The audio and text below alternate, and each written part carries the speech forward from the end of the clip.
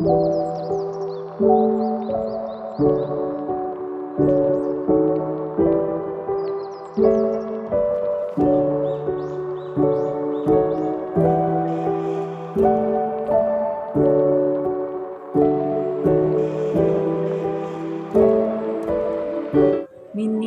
minat baca untuk para siswa maupun guru memang pada dasarnya sangat dipengaruhi oleh semakin banyaknya penggunaan HP. Dengan melalui HP, mereka bisa mendapatkan informasi ataupun referensi yang dibutuhkan. Jadi sangat mempengaruhi minat mereka untuk ke perpustakaan. Di antara solusi yang telah kami lakukan dengan mengadakan koleksi buku referensi dan buku-buku fiksi untuk menarik minat para pemustaka. Harapan kami sebagai pustakawan sekolah untuk kedepannya, semoga para siswa maupun guru bisa lebih gemar membaca lagi di perpustakaan.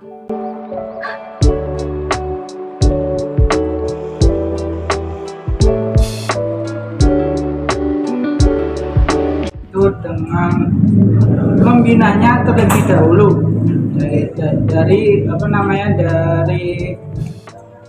sifat dari murid tersebut, siswa tersebut, dan menginvestigasikan permasalahannya apa sih. Jadi kalau tidak sanggup dengan permasalahan yang dikemukakan oleh anak tersebut, kita akan masukkan ke BK, yaitu memberikan aturan sekolah.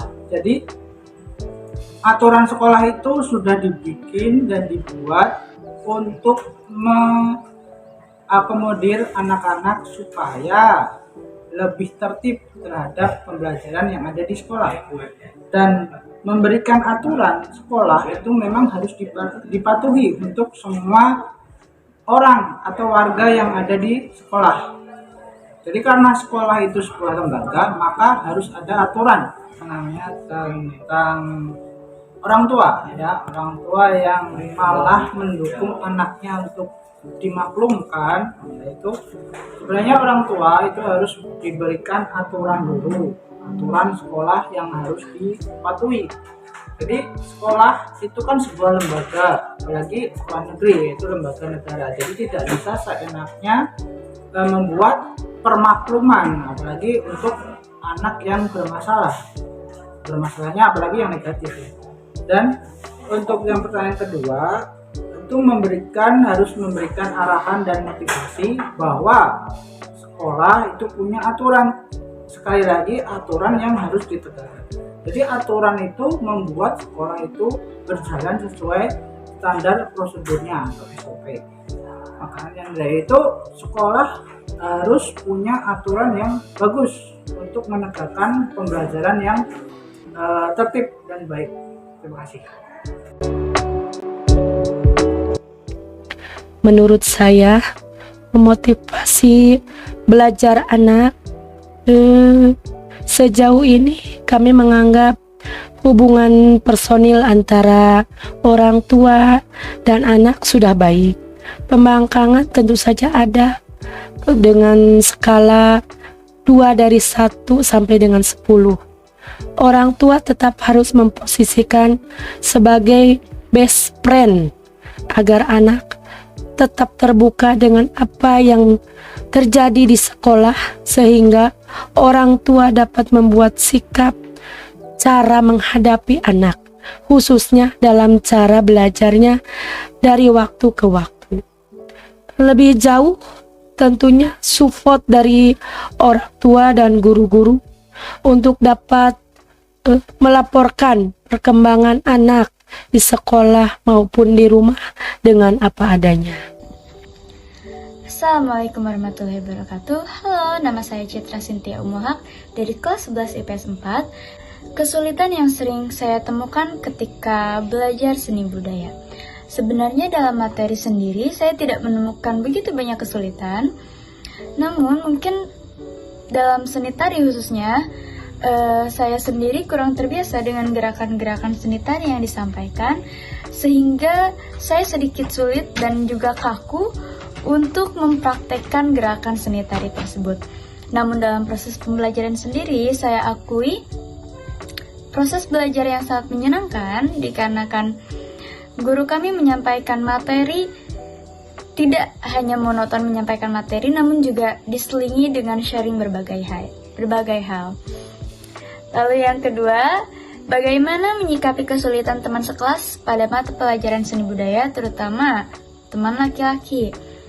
Untuk teman laki-laki sendiri, kadang saya sedikit keras untuk sharing pengalaman mereka, karena mereka sendiri cukup sulit diatur, sehingga apabila ada tugas, kadang-kadang saya memberikan ancaman seperti mencoret nama mereka dari kelompok apabila mereka tidak ingin bekerja sama. Apabila ada tugas, kadang-kadang saya memberikan ancaman seperti mencoret nama mereka dari kelompok apabila mereka tidak ingin bekerja sama untuk mempraktekkan seni tari atau seni budaya.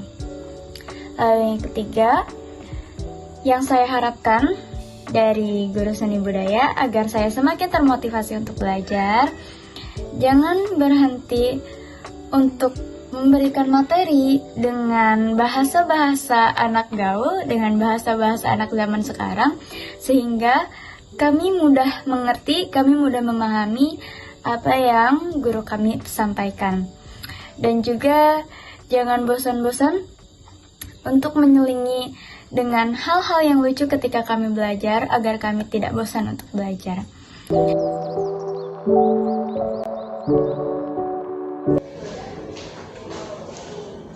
Menurut pendapat saya, model dan strategi pembelajaran yang tepat dan efektif itu dapat kita sesuaikan dengan materi apa yang akan kita bahas.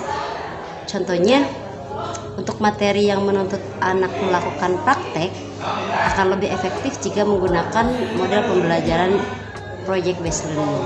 Jadi siswa akan terlibat aktif dalam berlatih, kemudian mereka menunjukkan talenta mereka. Kemudian jika kita mengharapkan peserta didik menemukan sendiri materi yang akan kita bahas, kita bisa menggunakan model pembelajaran discovery learning. Jadi mereka harus mencari sendiri, kemudian mereka menemukan sendiri. Jadi ada pengalaman langsung yang mereka rasakan seperti itu.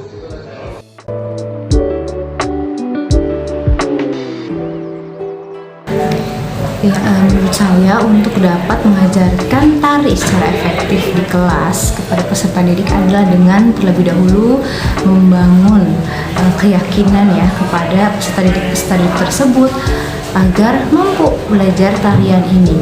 Banyak dari mereka yang berpikir gimana sih caranya menari, kok harus menyerahkan tubuh gitu ya, harus bertenaga seperti itu, harus berlatih dengan lama.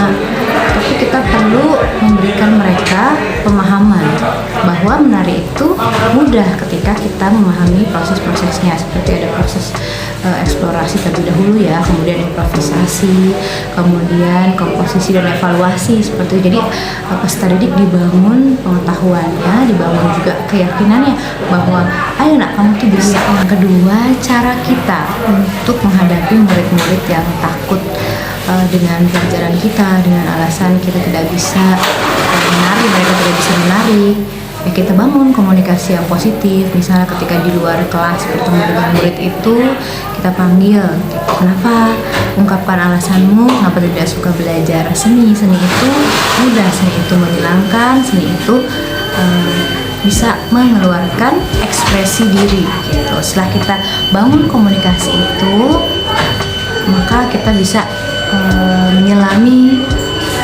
apa yang selama ini menjadi mental block mereka ya, hambatan mereka gitu tentang pelajaran seni gitu. Jadi intinya kita sebagai guru juga harus mau mendekati siswa gitu. Karena kan tiap-tiap siswa itu unik, nggak semua siswa ketika kita masuk ke kelas, belajar ke kelas, mereka siap memahami pelajaran kita, mereka langsung siap untuk belajar. Tapi ada juga yang melakukan penolakan terlebih dahulu dengan alasan tadi, salah satu contohnya, kenapa harus menari, aku tidak berbakat tentang seni gitu. Jadi harus kita bangun komunikasi yang positif. Kemudian kita motivasi juga seperti itu agar mereka mau belajar seni, dan yang pasti harus menciptakan lingkungan belajar yang menyenangkan. Iya, untuk pembelajaran seni yang efektif dan ideal di era abad 21 ini tentunya harus memadukan dari sainsnya ya, apa tuh namanya, pembelajaran STEM ya, scientific, teknologi, kemudian engineering, art, and math gitu. Jadi misalnya ketika materi pelajaran adalah seni tari, nah mereka diminta untuk membuat garapan atau karya tari secara berkelompok maupun secara individu. Nah, guru bisa meminta mereka untuk mendokumentasikan hasil dari belajarnya berupa tarian tersebut, kemudian direkam melalui video dari kamera HP maupun kamera lain. Kemudian mereka mengedit video tersebut, memberikan nama ya terhadap semua gerakan-gerakannya, kemudian mengupload kepada akun Instagram pribadi mereka, atau akun Instagram kelas, atau akun YouTube mereka sendiri gitu. Jadi sehingga bisa dipublish, bisa ditonton oleh orang banyak. Komentari itu baik ketika komentar orang-orang itu bersifat membangun ya, walaupun mungkin ada beberapa yang nanti akan nyinyir gitu, cuman ya nggak apa-apa, itu untuk membentuk mental mereka. Selain itu, dari video-video tersebut juga bisa mengapresiasi antar kelas gitu, karena kan setiap guru tidak hanya mengajar satu kelas ya, idealnya misalnya dalam satu angkatan kelas 12 gitu, berarti di kelas 12 tersebut bisa saling mengapresiasi hasil karya seni dari kelas yang lainnya gitu, jadi semakin kaya pembelajarannya. Assalamualaikum warahmatullahi wabarakatuh. Saya Muhammad Iqbal dari MGMP Seni Budaya Pangandaran. Kali ini saya akan mencoba menjawab dua buah pertanyaan yang diajukan oleh rekan saya, Saudari Hilda Mayangsuri Jauhari. Baik, langsung saja ke pertanyaan pertama, yaitu bagaimana kita sebagai guru membiasakan diri dalam menerapkan metode HOTS di dalam setiap KBM. Yang saya lakukan, saya selalu mengawali atau bisa juga mengakhiri kegiatan KBM dengan ice breaking. Ice breaking dalam hal ini, ice breaking yang tidak serta-merta merupakan sebuah hiburan, atau ice breaking yang melatih psikomotor, refleks, atau ice breaking yang hanya menghilangkan suntuk belaka. Tapi ice breaking yang menuntut siswa untuk melatih jiwa nalar. Karena seperti yang kita ketahui bersama bahwa soal-soal HOTS yang muncul pada setiap ujian itu menuntut siswa untuk melatih jiwa nalar, tidak hanya memahami, tidak hanya mengenal. Dan ice breaking tersebut juga tidak serta-merta harus berhubungan dengan keilmuan seni. Yang penting utamanya adalah melatih jiwa nalar. Sebagai contoh, saya memberikan soal cerita. Kalau saya sendiri pribadi menyebutnya adalah tata rucingan ilmiah. Mungkin beberapa orang di sini juga pernah mengenal cerita ini. Ada dua orang pemuda, yang pertama yaitu Nana dan Iman. Dua orang pemuda tersebut memiliki jadwal kebohongan yang berbeda. Satu orang Nana, dia memiliki jadwal berbohong hari Senin, Selasa, Rabu. Sementara Iman memiliki jadwal berbohong Kamis, Jumat, Sabtu. Pada suatu hari terjadi percakapan seperti ini. Nana berbicara, "Man, mohon maaf nih, kemarin aku berbohong."